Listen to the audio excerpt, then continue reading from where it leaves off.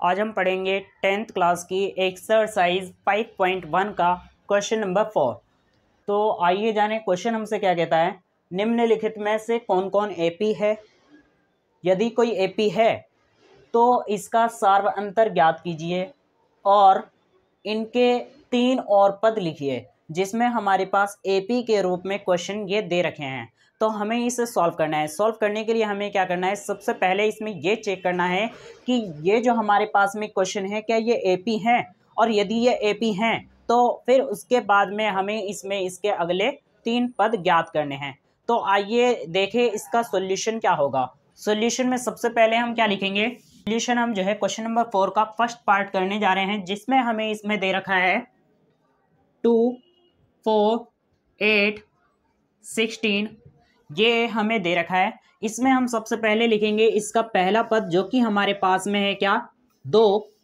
इसका दूसरा पद हमें दे रखा है 4। तीसरा पद इसमें हमें दे रखा है 8। A4 हमें लिखने की इसमें ज़रूरत नहीं है। तो इसमें सबसे पहले हम क्या करेंगे, सार्व अंतर के लिए हम इसमें चेक करेंगे कि क्या है इसका सॉल्यूशन, जिसमें हम क्या करेंगे डी हमें निकालना है, जिसके लिए रूल होता है इसके बाद वाले यानी A2 में से हम इसमें क्या करेंगे A1 माइनस कर देंगे, जो कि हमारे पास इसमें A2 है कितना 4 माइनस कर देंगे इसमें A1 जो कि हमारे पास में इसमें है 2। अब 4 में से 2 माइनस करेंगे तो हमारे पास में आंसर निकल के आता है 2। सेकेंड केस में यहाँ पर अगर हम डी चेक करें, जिसमें हमारे पास में रूल हो जाएगा A3 माइनस A2, तो ये हमारे पास में क्या हो जाएगा A3 इसमें हमें दे रखा है 8 माइनस हो जाएगा A2 जो कि है 4। 8 में से 4 को माइनस करेंगे तो निकल के आ जाएगा हमारे पास में 4। तो यहाँ अगर हम दोनों में देखें तो यहाँ हमारे पास में जो इसका ये सार्व अंतर निकल के आया है वो समान नहीं है होगा। तो इसको हम कैसे लिख सकते हैं, चूंकि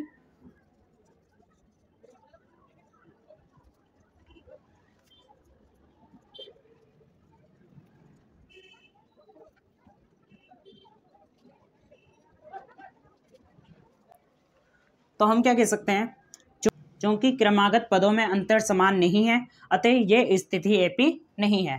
तो यही इसका आंसर है। अब हमें नेक्स्ट क्वेश्चन करना है। नेक्स्ट क्वेश्चन हमारे पास में इसमें देखो क्या लिख सकते हैं हम इसमें, फोर्थ का सेकंड पार्ट।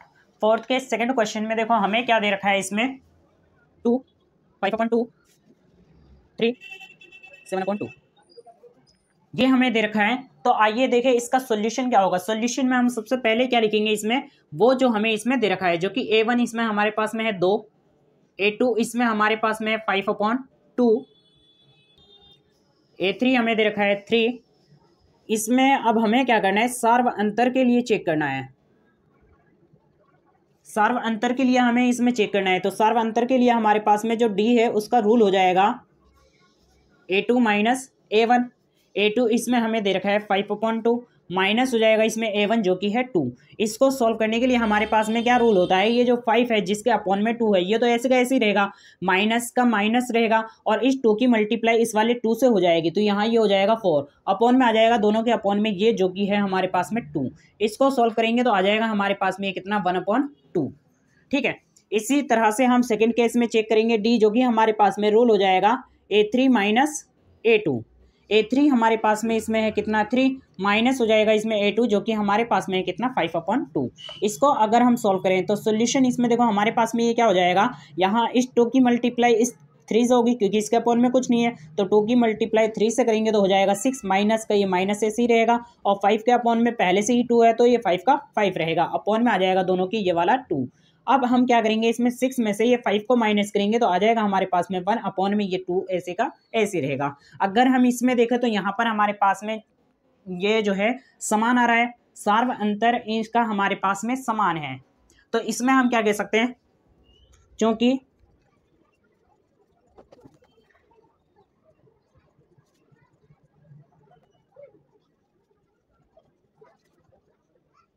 इसमें हम क्या कह सकते हैं, क्योंकि क्रमागत पदों के बीच अंतर समान है अतः यह स्थिति एपी है।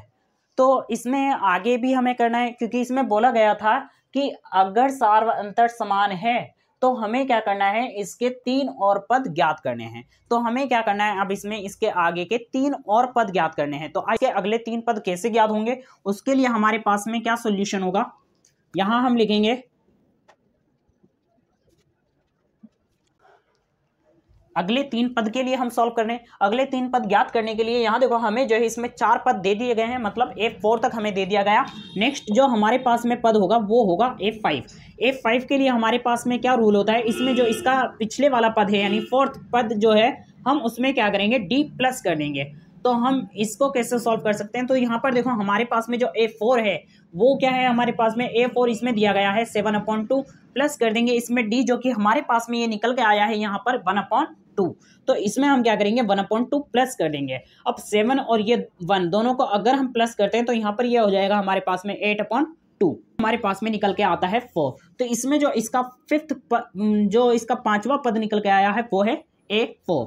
इसके बाद यहाँ पर हमें चाहिए इसका अगला पद जो कि होगा A6। इसके लिए भी हमारे पास रूल क्या होगा, इसका जो 5वां पद है उसमें हम D प्लस कर देंगे। तो इसका जो 5वां पद है वो निकल के आया है 4, इसमें हम क्या करेंगे D यानी कि हमारे पास में है 1/2। तो हम 4 में 1/2 अगर प्लस करेंगे तो यहाँ पर ये हमारे पास में आ जाएगा कितना, 4 की 2 से मल्टीप्लाई करेंगे तो हो जाएगा 8, प्लस हो जाएगा इसमें ये 1, तो और अपॉन में रहेगा ये वाला 2। अब अगर हम दोनों को सॉल्व करेंगे तो यहाँ पर इसका जो आंसर निकल के आता है वो आ जाएगा 9/2। ये हमारा हो गया इसका 6th पद। तो इसके बाद में अब हमें क्या करना है, इसमें इसका अगला पद यानी कि A7 निकालना है। A7 के लिए हमारे पास में फिर से यही रूल होगा, यानी इसके बाद वाले पद यानी A6 में हम क्या करेंगे D प्लस कर देंगे। A6 हमारे पास में इसमें निकल के आया है कितना 9/2, इसमें प्लस कर देंगे हम क्या D यानी 1/2। अब 1/2 प्लस करेंगे तो यहाँ ये हो जाएगा कितना 10/2, और 10 की 2 से डिवाइड करेंगे तो यहाँ इसका आंसर आ जाएगा 5। तो इसके जो अगले 3 पद निकल के आए हैं जो कि है A5, A6, A7 वो है 4, 9/2 और 5। तो यही हमारा इसका आंसर है। अब हमें इसमें करना है इसका थर्ड पार्ट के सॉल्यूशन में आइए देखते हैं कि हमारे पास में क्या दिया है और इसको हमें कैसे सॉल्व करना है। तो आइए देखें कि क्या लिख सकते हैं हम। इसमें देखो हमें क्या दे रखा है, इसमें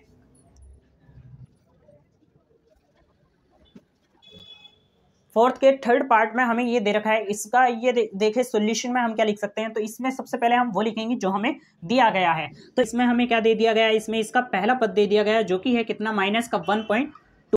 इसका सेकंड पॉइंट है हमारे पास में -3.2। इसका थर्ड पॉइंट है -2।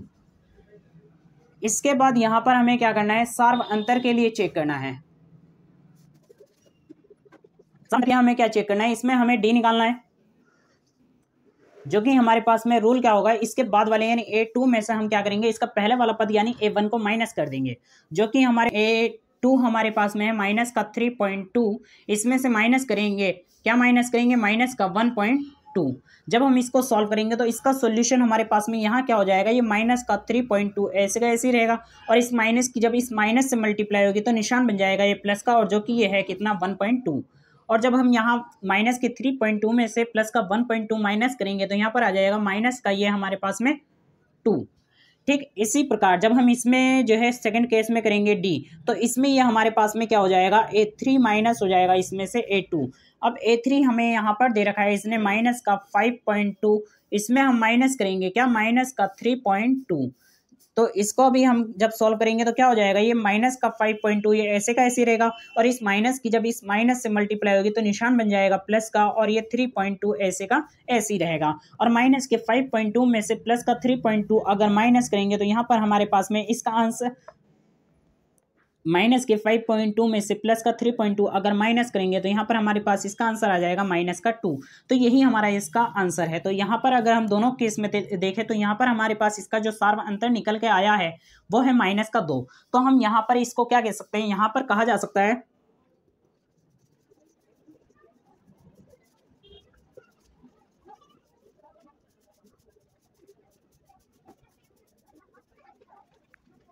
क्योंकि क्रमागत पदों के बीच अंतर समान है अतः ये स्थिति AP है। तो यहाँ पर देखें आगे एक क्वेश्चन ने हमसे क्या कहा है, यदि ये स्थिति AP है तो इसका सार्व अंतर ज्ञात करके इसके अगले 3 और पद ज्ञात करने हैं। तो उसके लिए आइए देखें इसका सॉल्यूशन क्या होगा। तो सॉल्यूशन में हम क्या लिख सकते हैं, आइए देखें।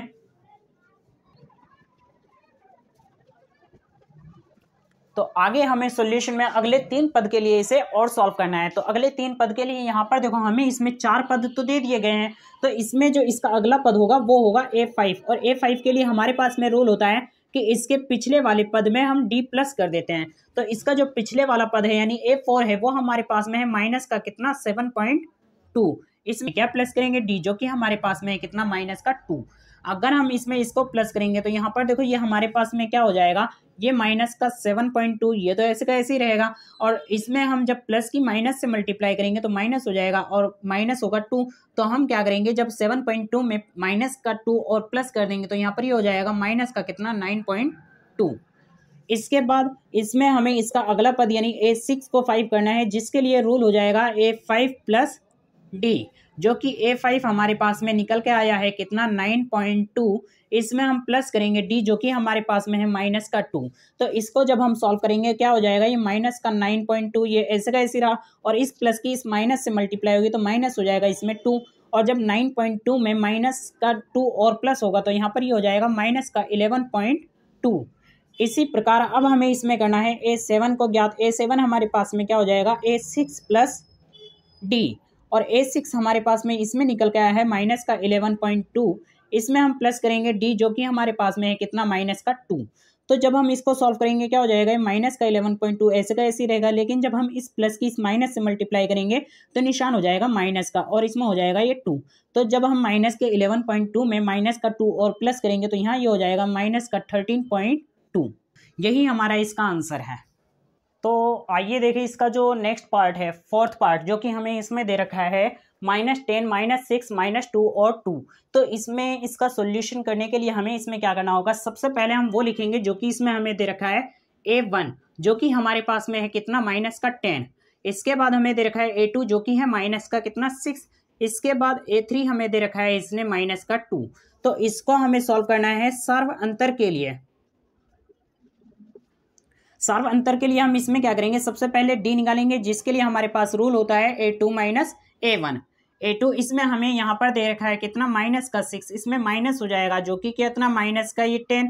इसको जब हम सॉल्व करेंगे तो यहाँ ये क्या हो जाएगा माइनस का 6 ऐसे का ऐसे रहा, माइनस की माइनस से मल्टीप्लाई होगी तो निशान हो जाएगा प्लस का 10, और जब हम प्लस के 10 में से माइनस का 6 माइनस करेंगे तो यहाँ पर हो जाएगा ये 4।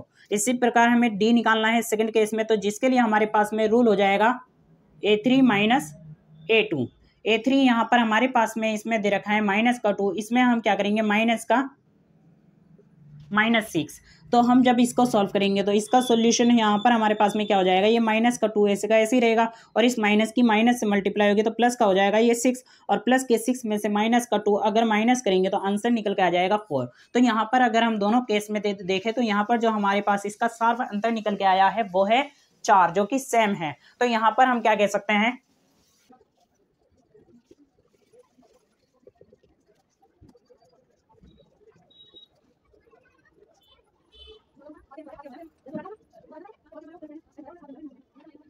तो इसमें हम कह सकते हैं चूंकि क्रमागत पदों के बीच अंतर समान है अतः ये स्थिति एपी है। तो इसमें आगे इसने बोला है कि यदि कोई स्थिति एपी है तो इसका सार्वंतर ज्ञात करके हमें इसके और 3 पद ज्ञात करने हैं। तो इसके लिए आइए देखें इसके अगले 3 पद कैसे ज्ञात कर सकते हैं।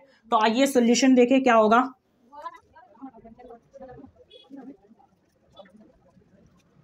अगले 3 पद के लिए सॉल्व करना है। अगले 3 पद के लिए यहाँ पर देखो हमें इसमें 4 पद दे रखे हैं, तो इसमें हमें इसका अगला पद यानी कि A5 को ज्ञात करना है। A5 के लिए रूल होगा इसमें इसके पिछले वाले पद यानी A4 में हम क्या करेंगे D प्लस कर देंगे।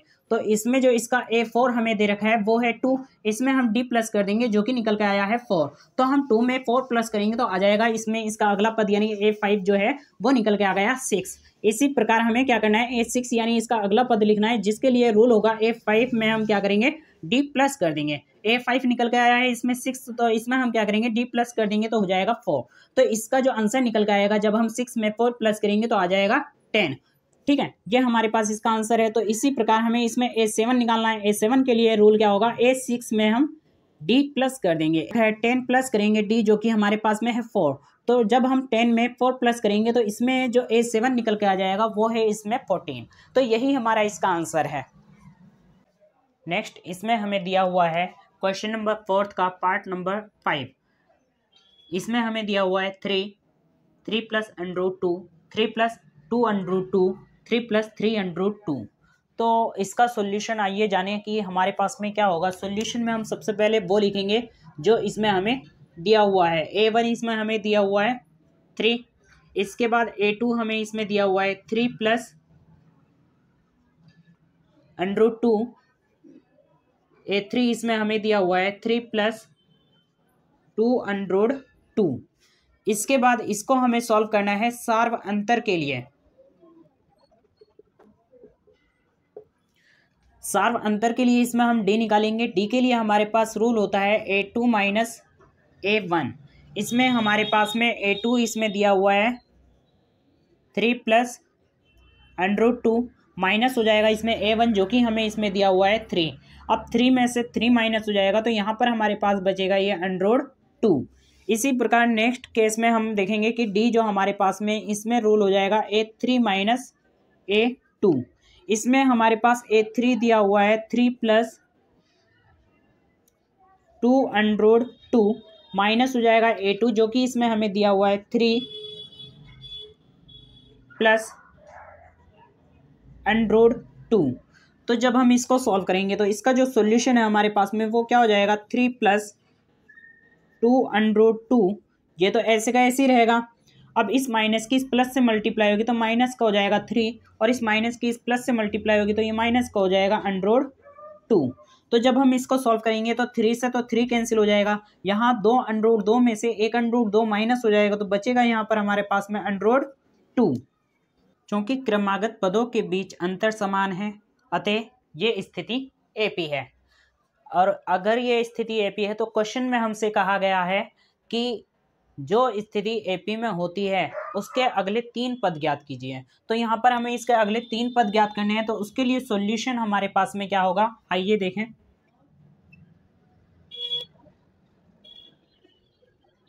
अब हमें इसे अगले 3 पद के लिए सॉल्व करना है। तो देखो इसमें जो है हमें पहले से ही 4 पद दे रखे हैं, तो इसका जो अगला पद होगा वो A5 होगा।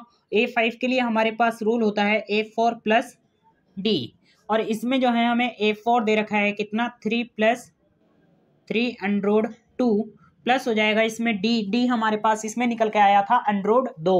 तो यहाँ पर हम क्या करेंगे, इसमें अंडर 2 प्लस कर देंगे तो कितना हो जाएगा, ये 3 ऐसे का ऐसे रहेगा। यहाँ ये 3 अंडर 2 में एक और अंडर 2 प्लस हो जाएगा तो यहाँ ये हो जाएगा 4 अंडर 2। ऐसे ही हम जो है इसका नेक्स्ट पद निकालेंगे जो कि होगा A6, जिसकी वैल्यू होगी हमारे पास में A5 प्लस D। इसमें हमारे पास A5 निकल के आया था 3 प्लस 4 अंडर 2, प्लस हो जाएगा इसमें D की वैल्यू जो कि हमारे पास में होती है अंडर 2। इसको अगर हम प्लस करेंगे तो यहाँ ये क्या हो जाएगा, ये 3 तो ऐसे का ऐसे ही रहेगा। यहाँ ये 4 अंडर 2 में एक और अंडर 2 प्लस हो जाएगा तो यहाँ ये हो जाएगा कितना 5 अंडर 2। इसी प्रकार इसमें इसका नेक्स्ट पद निकलेगा जो कि होगा A7, जिसकी वैल्यू हमारे पास हो जाएगी A6 प्लस D। यहाँ पर हमारे पास A6 की वैल्यू है 3 प्लस 5 अंडर 2, इसमें एक और अंडर 2, ये D की वैल्यू प्लस हो जाएगी तो यहाँ इसका आंसर हमारे पास में निकल के आ जाएगा।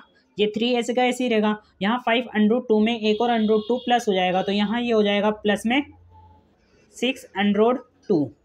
तो यही हमारा इसका आंसर है। वीडियो काफ़ी बड़ी हो गई है तो आज की वीडियो हम यहीं पर समाप्त करते हैं। मिलेंगे नेक्स्ट वीडियो में आगे के क्वेश्चंस के साथ में। वीडियो देखने के लिए धन्यवाद।